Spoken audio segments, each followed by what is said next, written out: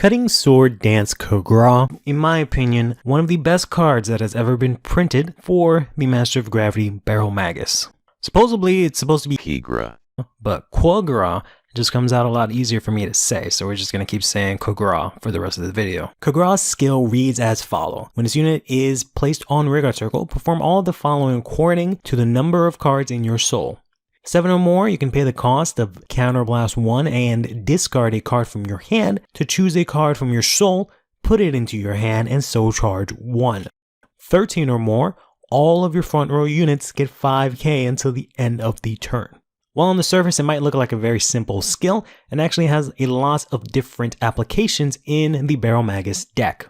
The skill to counterblast 1, discard a card, and choose a card from your soul and add it to your hand is essential for Baromagnes to actually survive after the big turn 3 turn, because you can very easily add in a trigger or more than likely a PG from your soul. It doesn't distinguish between units, so you can very easily add an order as well. This has a couple of different applications in that you can also use it before your big turn 3 swing. For example, if you manage to play out all of the cards in your hand and don't hit 15 soul already, you can use Kogra to pitch out possibly a Curtis, maybe even a Pandemonium Tactics if you haven't played in order that turn, or even something as simple as a Brainwash Swirler, just in order to be able to hit 15. Thanks to a Mandine in set 6, this first part of the skill also has a little bit more utility, since instead of soul charging 1, you can soul charge 2 due to Mandine's +1 soul effect, which means that this actually nets you soul positive while also adding a card to your hand. Considering that Baromagnes is a deck that commits all of its resources typically on turn 3 and doesn't really have the hand to survive after that, Kogra lets you have PGs in your hand. The overdress / standard PGs are very special in that you can use them without discarding any cards from your hand, which is very helpful for Baromagnes as the hand size is typically at most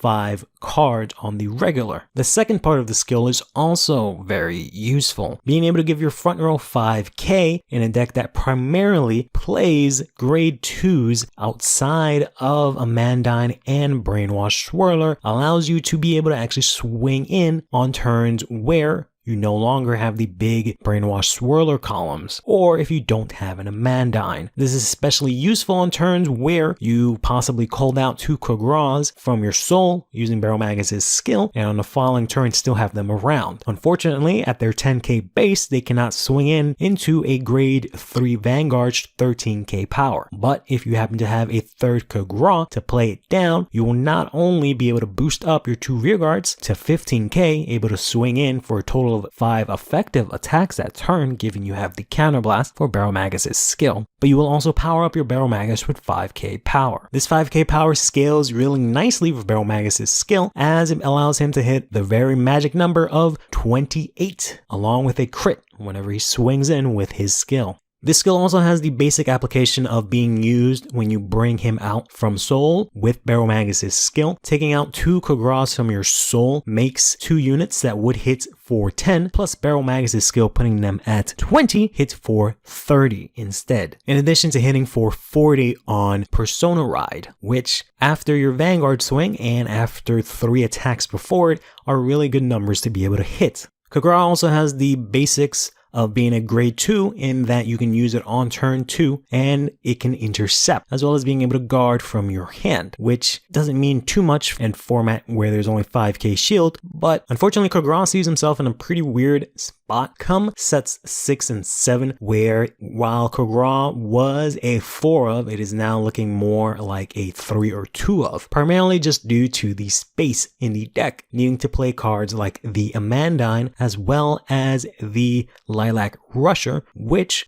both combined give you a lot of utility in Baromagnes. Unfortunately, I don't really think that there's a way to stop playing Kogra. Just being able to search out your PGs, being able to power up your front row at any point in time after you have 13 cards in your soul, which is of course part of your main win con, is just too strong. There have been many situations where I've gone into Kogra and been able to apply all of the uses that I've mentioned. Being able to soul charge 2 with a Mandine, being able to search out a PG that I maybe even put into soul with the Electro Spartan skill. Not to mention the fact that Kogra is also one of the prime targets for Electro Spartan's skill, as you can very much use his skill from soul when you call it out. There's not too many cards that you explicitly want in your soul when you're playing Baromagnes outside from Kogra, maybe a Kinley Dudley, and possibly a Selfish Engraver. But arguably, Selfish Engraver might be more useful in hand so you can use her skills rather than waiting till later to call her out. But of course, having her is great, just like it is great to have Kogra in your soul as much as you can. I don't know what the future holds for Baromagnes as well as Kogra. As of right now, in set 8, we have access to the grade 1 Mekani, which is looking like an amazing tool to be able to soul charge as well as aggress early with an 8k that can swing in and then put itself into soul. We also have the grade 2 to re-release in set 9 that allows you to put in one of your opponent's cards into soul. I don't know if that'll actually see any play, but from set 4 till possibly set 10, I believe that Kogra is one of the best cards to ever be released for Baromagnes.